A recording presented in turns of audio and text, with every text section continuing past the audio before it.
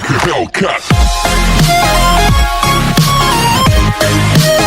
ଆଜି ମୁଁ ନବମ ଏବଂ ଦଶମ ଶ୍ରେଣୀ ପିଲାମାନଙ୍କ ପାଇଁ ଓଡ଼ିଆ ବ୍ୟାକରଣର ସମାସର କେତେ ପ୍ରକାର ସମାସ ଏବଂ ଅଳଙ୍କାରରେ ଥିବା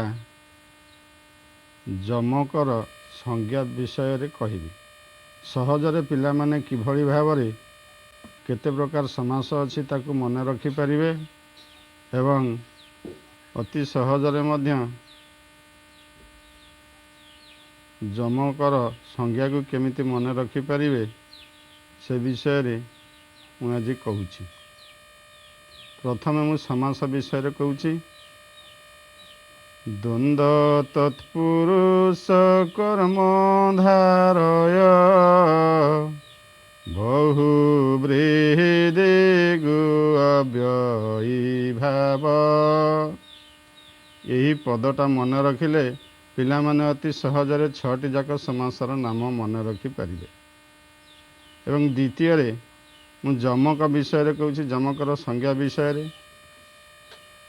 ସାର୍ଥକ ବାକ୍ୟରେ ଏକାକାର ଶବ୍ଦ ହେଲେ ଭିନ୍ନାର୍ଥ ବୋଧକ, ତେବେ ସେ ଶବ୍ଦର ପୁନରାବୃତ୍ତିକୁ ବୁଧେ ବୋଲନ୍ତି ଯମକ। ତାହେଲେ ଏଇ ପଦଟା ମନେ ରଖିଲେ ପିଲାମାନେ ଅତି ସହଜରେ ଯମକ କାହାକୁ କହନ୍ତି ତାକୁ ସେ ମନେ ରଖିପାରିବେ। ଧନ୍ୟବାଦ।